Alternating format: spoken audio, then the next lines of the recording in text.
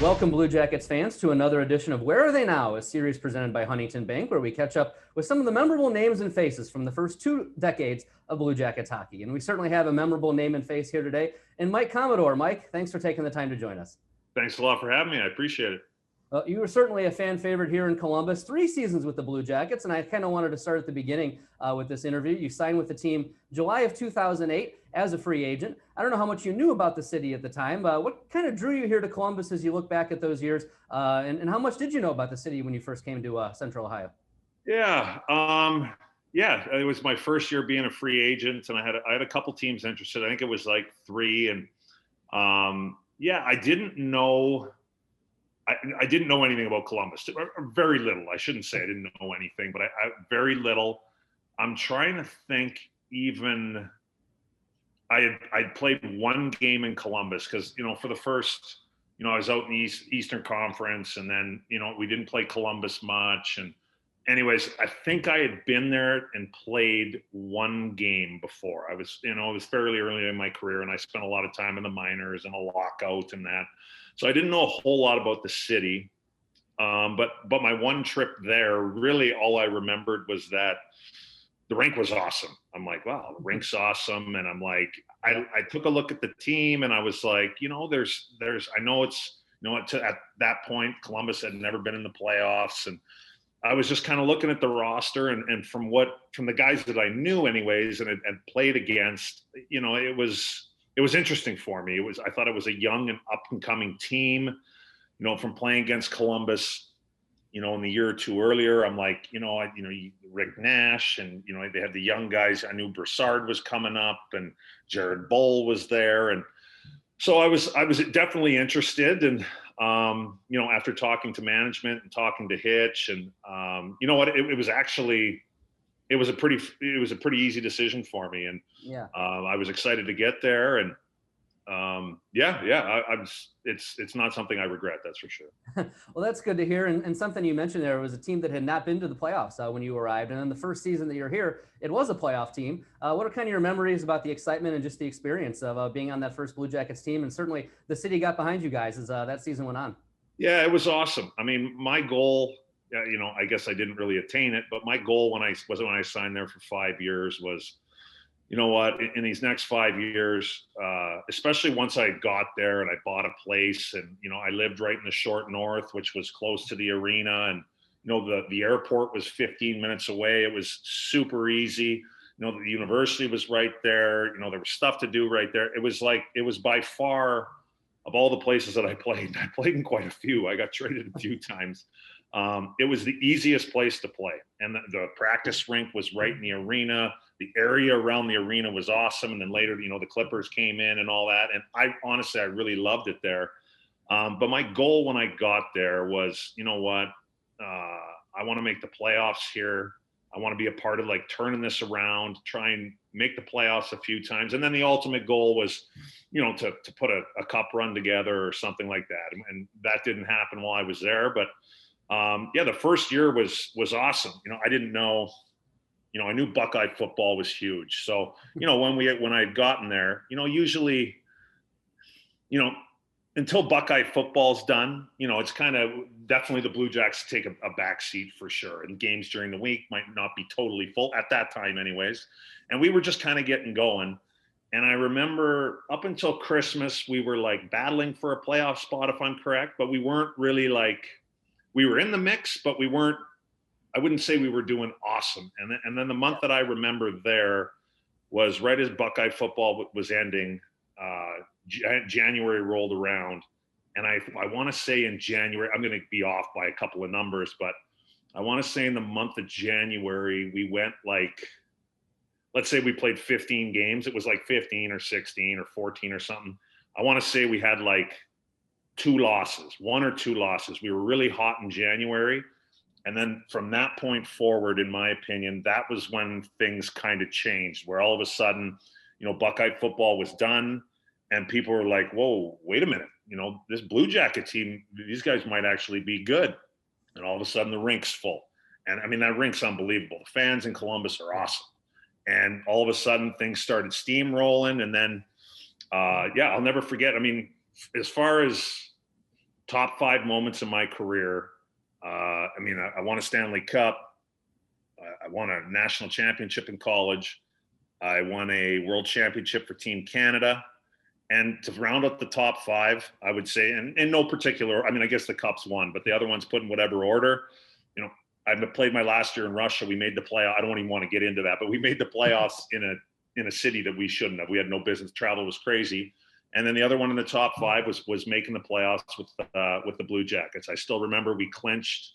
We took a game to overtime. I can't remember if we won it or lost the game in Chicago, but whatever. Getting that point sent us to the playoffs. And I remember being on the ice when the horn went to end the third period. And I was pumped. I was excited. It was a lot of fun. It was on a personal level, it was my best year as a pro. If you look at the numbers, somebody might guess it was a different year, but it was probably by a pretty significant margin my best year as a pro. And we had a lot of fun. Yeah, I mean, the team was fun. I was, I don't know, 28, 29 years old at the time. We had a young team. A lot of the younger guys lived right around the arena. I was pretty close to the arena. So it was a lot of fun for me. I got to hang out with the young guys, and I was looked upon as kind of like the veteran guy, one of the veteran guys in the team who had won a Stanley Cup. And so that was a fun role for me. And yeah, it was a very, very enjoyable season and one of my favorites for sure. Yeah, and you mentioned some of the young guys, and it was a team that had been put together kind of over a number of years, and then kind of gelled there, especially as you mentioned down the stretch. But from some of the guys that you remember, who were some of the fun guys to play with and some of the fun guys to hang out with? Because there were certainly some characters there. Yeah. I mean, all the guys were great. Guys that stick out. I mean, I guess we kind of had a little bit of a crew that was sort of right around the arena there. So, I mean, it was kind of me. Jake Voracek was his first year. I mean, Jake's still playing great in Philadelphia. Great guy. I mean, Jared Boll was right there. Derek Brassard, Chris Russell, Derek Dorsett. God, I'm reaching back now. My memory's not that good. There were some other guys around too, but I really enjoyed Rick Nash. I think, to this day, I do kind of things, people ask me about, where was your favorite place to play, or, who was the best player you ever played with? And, I played for 7 different teams in the NHL, and I played with a lot of great players, a lot of Hall of Famers, from Scott Niedermayer, Scott Stevens, Jerome McGinley, Nick Lidstrom. I mean, the list goes on, but for as far as players go, one of the guys I say, I like, hey, you know what? One of the best players that I'd ever played with, as far as a guy that could take over a game, was Rick Nash. And, I don't think he did. I mean, he played for the Olympic teams and stuff, and people realized that he was good, but yeah, I think a lot of people didn't realize how good he was. And playing with him that first year, I mean, I remember numerous times being on the ice with him. I'm like, he would do things that I'm like, wow, this guy is unbelievable. But yeah, we had a great group of guys. And like I said, I mean, I was single, no kids. And so I hung out with the younger guys, but it was a lot of fun for me. It was a really, really fun year. Yeah, and looking at the fan base, and you kind of mentioned a couple of times just how fun it was to play in front of the fans, but there's actually still people who remember you. I remember in the playoffs 2 years ago, there was a fan who actually wore a Commodore bathrobe to games and still does that. But what does it kind of say when you have the fan base and are able to make those connections and still have people remember what you did here in your time here? Yeah, you know what? It's very humbling, I guess would be one word to say it. I'm very appreciative. Unfortunately, one of the questions where I always get is where was your favorite place to play? And, and don't get me wrong, none of the places were awful, but as far as my favorite place that I played, where when you bring it all in with the fans and the arena and the guys and just the city, it's Columbus, Ohio for me. And if Columbus was on, I'm from Western Canada. If Columbus was on if it was the exact same city, but on the western half of the United States, I don't think I ever would have left, to be honest. I really, really enjoyed my time there. And the fact that, people remember me, I really do appreciate that, because, I mean, not to get into it, but, as awesome as that first year was, I mean, it also ended on a sour note for me there. And it was all of a sudden, snap my fingers and I was gone my third year. So, I had my best year there. I had some of my best times, and at the same time, the ending was really, really disappointing for me. So I appreciate it. I guess I appreciate it. I wasn't, to be honest, the fact that I'm on this call right now, and you guys think that I'm one of the one of the Blue Jackets, former Blue Jackets you guys want to talk to. I do really, really appreciate that, because things didn't end well there. And all of a sudden I was gone. And so I'm very appreciative would be I guess the best way to put it. Yeah, well, let's say people definitely remember that first team, and remember the good times probably more than the bad times over the years. So that's probably a good thing about people. That's good news for me. Yeah. And actually, I read a story, speaking of the fans, that a couple years ago you were in Phoenix and you were driving Uber and picked up some Blue Jackets fans, ended up talking to them. Was that kind of a story that sticks out as far as kind of a fun one? Yeah, that was a fun one. Yeah. So for people who haven't heard the story, I drove for Uber, like just for something to do once I was retired in Phoenix, Arizona. And I need something that would get me out of the house, but keep me out of the bar. So I thought Uber made sense, because I'm not going to the bar driving Uber, because I'll end up in jail. And so I was just kind of picking up random people. And one of the rides I had, it was 3 people. I think it was a couple and maybe another guy or something like that. Doesn't matter. Anyways, they wanted to go to the grocery store. So, when I was driving Uber, if nobody talked, I wouldn't talk. If they wanted to BS, I would BS. Yeah. And so they started BSing. And where are you from? And so I'm like, where are you guys from? They're like, Columbus. I'm like, oh, Columbus, Ohio. They're like, yeah. I'm like, oh, nice. I'm like, I actually used to live there for 2.5, 3 years. They're like, oh, really? Well, what were you doing there? And I'm like, well, actually, I played ice hockey there. They're like, oh, that's cool. For who? And I'm like, well, for the Blue Jackets. And I could see in my rearview mirror, the one guy was beside me, but in the rearview mirror, I could see the 2 in the back, and they kind of look at each other and they're like trying not to laugh. They're like, oh yeah, our Uber driver played in the NHL, I'm sure. So they're like, oh, okay. And they're like, so Rick Nash then? I'm like, yeah, I know Rick real well. And they're like, well, Jared Boll? I'm like, yeah. I'm like, hey, look, I'm like, I can do this all day and go right through the roster if you want, or you can just look me up. I promise I'm not lying to you. So we had a good laugh over that. I took him to the grocery store, waited around for him, and then gave him a ride back. But yeah, it was kind of a funny moment for sure. Well, it's definitely good when people remember you. And certainly I think a fan still, you have quite a social media presence, probably one of the more popular former players in the game just because of that. Is it still cool to have that connection as well and stay somewhat sort of related to the game as well? Yeah. No, it's been good. Yeah, the social media thing is definitely interesting. It's definitely got a lot of good things for sure. It's definitely got, you have to have some thick skin, and you got to know that. I mean, it took me a little while to realize that, because you're going to have your trolls too, but by and large, it's a good thing. I just try and have fun with it, to be honest. Like I try and keep it pretty light and stick to things that I think are funny. And I try and do the little green jacket thing with the plus minus, and then the trade deadline stuff. And there's a couple guys that I rip on there a little bit. Really, it's just 3 people: Mike Babcock, Scott Arniel, and Pierre Maguire. But other than that, I try and keep it pretty positive. But yeah, no, it's nice to have a little bit of a connection still, and keeps me in the game. I've gotten back into it a little more in the last few years, which has been nice. I mean, I really enjoy hockey, and I do miss playing. So yeah, it's kind of a nice way to kind of sort of stay involved and keep your head in a little bit. Yeah, well, my Twitter handle from the team is Jackets Insider, and you are the insider. So this is a great insider meeting right here. Little meeting of the minds right here. Exactly. So just a couple more I wanted to ask you before we go. And one of those, and you kind of mentioned this already, you were a Stanley Cup champion in Carolina, also made a final in Calgary, if I remember correctly. World champion with Team Canada, NCAA champion with North Dakota.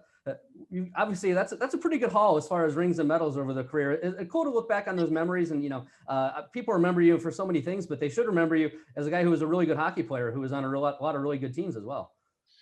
Yeah, I appreciate that. Thank you very much. I tried to do my job. I tried to work hard. I'll be the first person to tell anybody that I definitely wasn't the most talented guy. But I tried to do my job. I tried to play good defensively. I had a little bit of, I tried to move the puck. I tried to keep it simple. I tried to be a good guy in the locker room. I mean, and at the end of the day, as far as the team stuff and the the awards and what I accomplished on teams, I was also very fortunate. There's no doubt about that. I mean, I was fortunate to get traded to Calgary, and timing you can be the best player in the world if your timing's off or if you just things don't work out. I mean, luck has some stuff to do with it too. And my timing was good, and I got to Calgary at the right time, and we had a good run there, and traded to Carolina after the lockout, and we were supposed to finish 28th, and we ended up we finished second in the East and won the Stanley Cup. And it was, I was very fortunate. Looking back on it, definitely, I guess it would be fair to say that I definitely wasn't given anything. I had to work. I mean, I wasn't a very good skater. I didn't have the greatest hands, but I tried to be a good guy in the locker room. I tried to be somebody that people could rely on.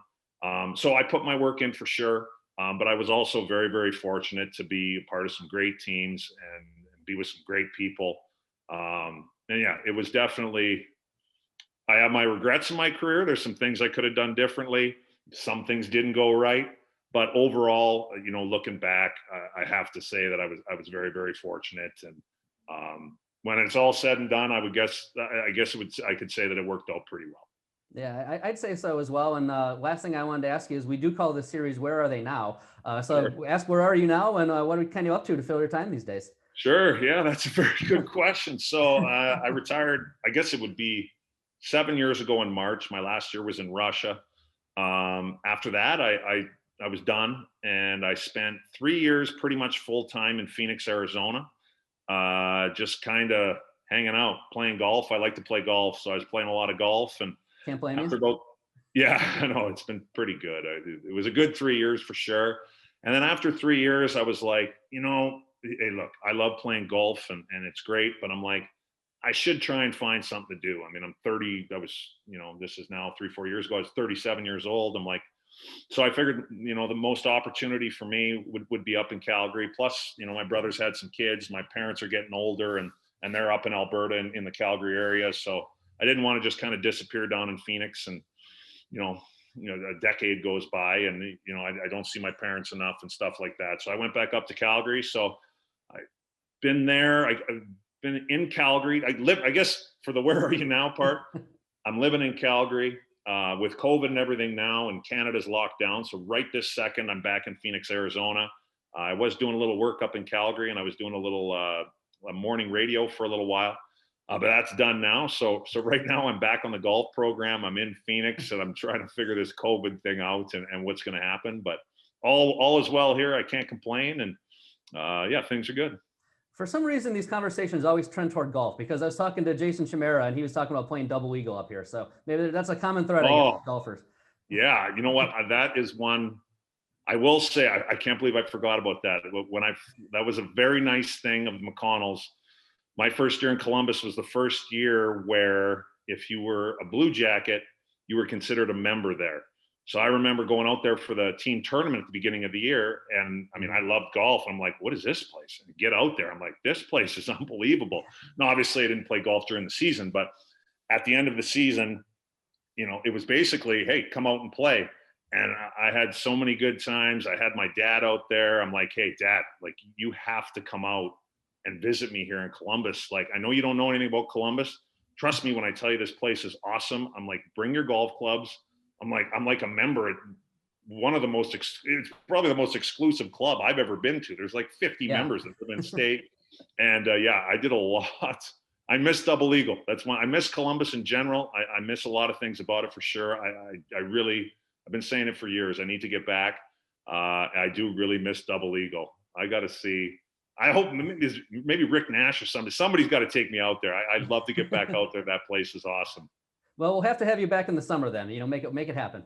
Yeah, I need to get back to Columbus more. That's one thing. Since things didn't work out there, I'd only been back to the city once when I was with Detroit, and that's it. And I actually had my property there I just sold it 2 years ago. So I had property there. I was renting it out and everything, obviously. But yeah, I need to get back. It's definitely been too long. It's a city that I miss. I still have friends there. So yeah, I need to come out there in the summer, play some golf, and I'd like to get back for a Blue Jackets game also. That would be it'd be a good time for me for sure. For sure. Well, I know we'd love to have you here, and if not, we'll hopefully run into you in Phoenix or Calgary. But Mike Commodore, thanks for taking the time to join us here on Where Are They Now? Thank you very much, and sincere, really, thanks a lot for having me. I appreciate it.